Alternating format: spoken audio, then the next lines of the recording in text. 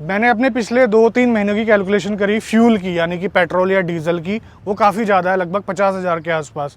तो मैंने डिसाइड करा अगले 6 से 7 महीने में मुझे ईवी लेनी है, बहुत ज़रूरी लेनी है, क्योंकि वो मेरा 25 से 30 हज़ार रुपये बचा सकती है। क्योंकि सिटी में रन मेरा ज़्यादा होता है, ज़्यादातर मेरा शूट में पेट्रोल डीजल खर्च होता है। तो मैं अब धीरे धीरे सारी ईवीज़ को देखूंगा कि कैसा उनका हिसाब किताब है।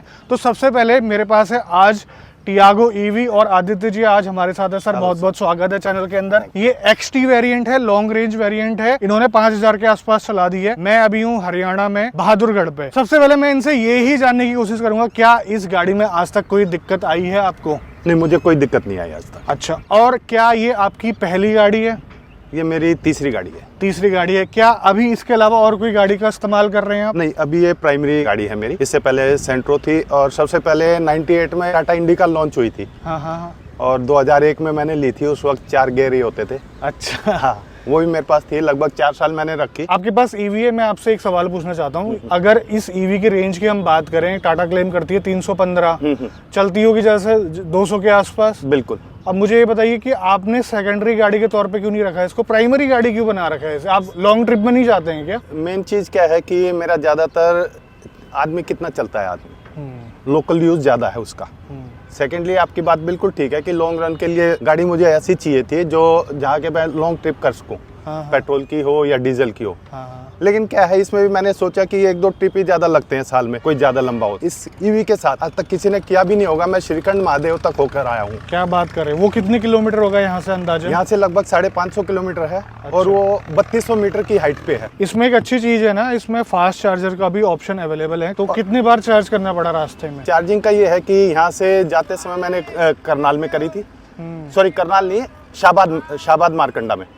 उसके बाद मैंने करी थी जाबली में, हिमाचल एंटर करते ही, और उसके बाद की थी थ्योग में। थ्योग के बाद मैं सीधा बागा सरहान एक जगह है श्रीखंड महादेव के पास में ही, वहाँ हम रुके थे। एक हफ्ते के लिए था वो ट्रिप हमारा, एक ही जगह ट्रैकिंग वगैरह करी हमने वहाँ। मुझे एक बात बताइए सर कि रास्ते में जो चार्जर अवेलेबल होते हैं, क्या आपको हमेशा सही कंडीशन में मिलते हैं, मतलब खाली मिलते हैं?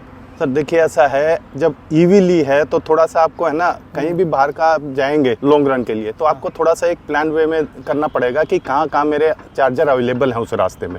अच्छा। एक तो वो सबसे पहले आपको देखना पड़ेगा। थोड़ा सा इश्यू क्या है कि कई बार कुछ चार्जर्स अवेलेबल होते हैं, लेकिन वो वर्किंग कंडीशन में नहीं होते। ओके। तो आपको थोड़ा सा गैप भी लेना पड़ेगा कि मैं ऐसा ना हो कि बिल्कुल ही 0 या 10% पे हूँ।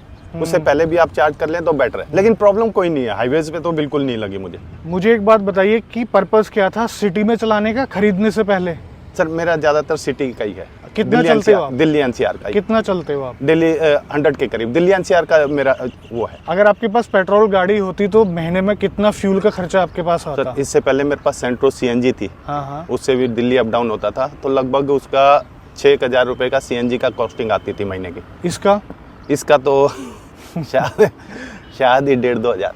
1,500-2 हज़ार, मतलब कि बहुत सेविंग कर रहे हैं आप इसको लेने के बाद? नहीं, बिल्कुल। आपने कितने महीनों में चलाई है 5,000 किलोमीटर? ये 3 महीने में। 3 महीने में 5,000 किलोमीटर, मतलब कि मोटा अगर हम देखें साल की 20,000 आपकी रनिंग है, हो जाएगी। आज के टाइम पे बहुत सारे ऐसे लोग हैं, मैं भी उनमें से एक हूँ, कि चलते हुए बहुत ज्यादा है, लेकिन उनके दिमाग में चल रहा है ईवी लें या ना लें, कंफ्यूजन रहता है। तभी मैं आपके पास आया हूँ आपका एक्सपीरियंस लेने के लिए, शेयर करने के लिए भी। क्या आपका प्लान सिर्फ इसी टियागो ईवी का था या फिर बाकी ईवीज भी आप देख रहे थे? नहीं, मेरा अगर लेनी थी तो मेरी प्राइस रेंज में जो मैं अफोर्ड कर सकता था उसमें टाटा की यही आ रही थी। कोई ऐसे इश्यूज होते हैं जो कि आपको परेशान करते हैं, आपको सर्विस सेंटर जाना पड़ता है, ठीक है? कोई ऐसे होते हैं जो आपको मतलब परेशान तो नहीं करते, जैसे कि गाड़ी खड़ी होगी, लेकिन आपको जिंदगी भर झेलने पड़ते हैं कि काश ये ऐसा नहीं ऐसा होता? कुछ ऐसा है इस गाड़ी में? सर अभी तो ऐसा लगा नहीं है, फ्यूचर की मैं कह नहीं सकता। अच्छा। मुझे अपने डीलर से तो कोई शिकायत है नहीं। ओके। सर्विस कैसी मिल रही है? बिल्कुल, एक सर्विस हो चुकी है इसकी, और सेकंड ड्यू है अब नेक्स्ट मंथ अगस्त में होगा इसका। सर एक बात बताइए, आपकी रनिंग अकेले होती है या फिर और लोग भी चलते हैं गाड़ी में आपके साथ? नहीं, ज्यादातर अकेले ही होती है। आपको ये स्कूटर के बराबर खर्चे में चलती है? सर मुझे तो मेरे पास जुपिटर है TVS का। हाँ, उससे भी सस्ती है ये। देखो पावर तो नो डाउट काफी अच्छी है। आप गाड़ी से पावर एक्सपेक्ट कर रहे थे जब आपने ली, या फिर आपको एक सरप्राइज के तौर पे मिली ये चीजें? नहीं, पावर क्या है, देखिए इसमें तो लीनियर है क्योंकि ड्यू टू ईवी। हाँ हाँ। तो इसमें वही पावर आपको 0 से मिलेगी जो आपको हाईएस्ट उसमें मिलेगी। इसकी सस्पेंशन की क्वालिटी यानी कि आरामदायक है या नहीं है, राइड क्वालिटी कैसी है? नहीं, राइड क्वालिटी में कोई दिक्कत नहीं है। थोड़ा सा शॉकर मुझे लगते हैं क्योंकि बैटरी है तो शायद थोड़ा सा हल्का सा हार्ड जरूर होंगे। सिटी में जब आप गाड़ी चलाते हैं तब आपकी स्पीड कितनी रहती है मैक्सिमम? जनरली मैं 40 और 50 की स्पीड से चलता हूँ सिटी में। अच्छा। और बाहर हाईवे पे कहीं जाना है तो 70 और 80 के बीच में।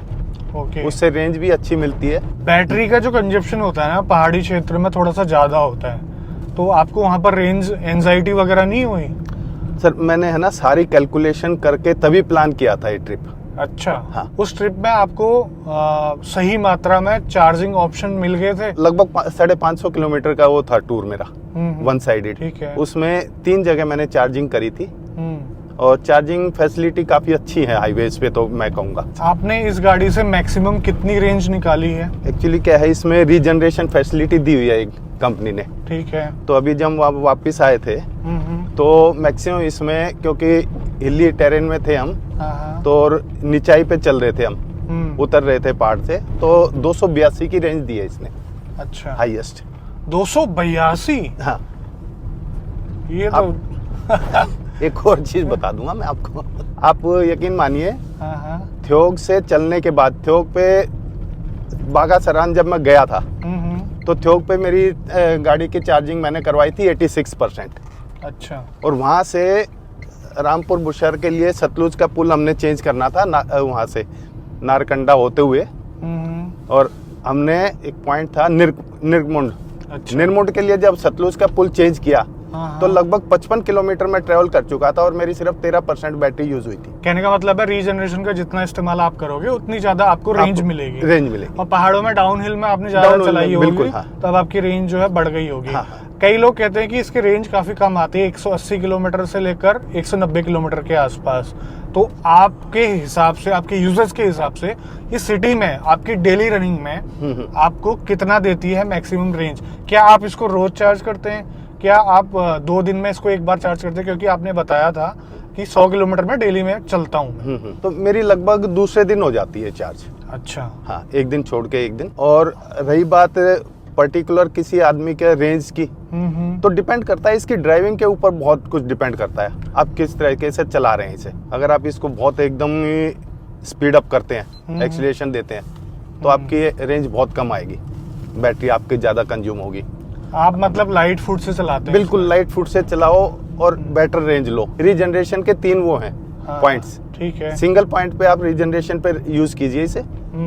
आपको पता है कहाँ मुझे ब्रेक मारने है, पहले ही आप एक्सीलेटर छोड़ दो, अपने आप रुक जाएगी ये 20-50 मीटर जाकर आगे। आपकी बैटरी भी चार्ज हो जाएगी, आपके ब्रेक भी लग जाएंगे। अब जैसे ये 79% दिखा रहा है, 79% में इसकी जो रेंज है 209 किलोमीटर की है जी। जब आप इसको फुल चार्ज करते हैं तो आपको दिखाता कितना है एक्चुअल में? परसेंट में 303 किलोमीटर दिखाया इसने। अच्छा। लेकिन वो चली नहीं है उतनी। आपके हिसाब से गाड़ी के अंदर कोई भी नेगेटिव्स नहीं है? अभी तो मुझे लगे नहीं है कोई भी कि मैं आपके नेगेटिव बताऊं। मैं इसे हाईएस्ट 105 किलोमीटर की स्पीड पे भी चलाया, ना कोई वाइब्रेशन थी, ना कोई वो कहते हैं कि वॉबलिंग वगैरह हो रही थी, ऐसा कुछ नहीं था।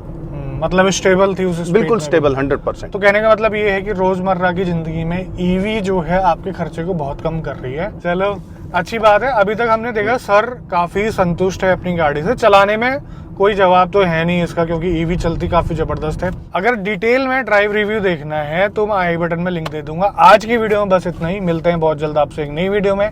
तब तक के लिए बाय बाय, ख्याल रखिए अपना, भारत माता की जय। Sir thank you so much अपने इनपुट देने के लिए और बताने के लिए हमारे दर्शकों को मुझे कि आपकी गाड़ी एक्चुअल में कैसी चल रही है, संतुष्ट है या नहीं है। नहीं, मैं तो आई एम फुल्ली सेटिस्फाइड।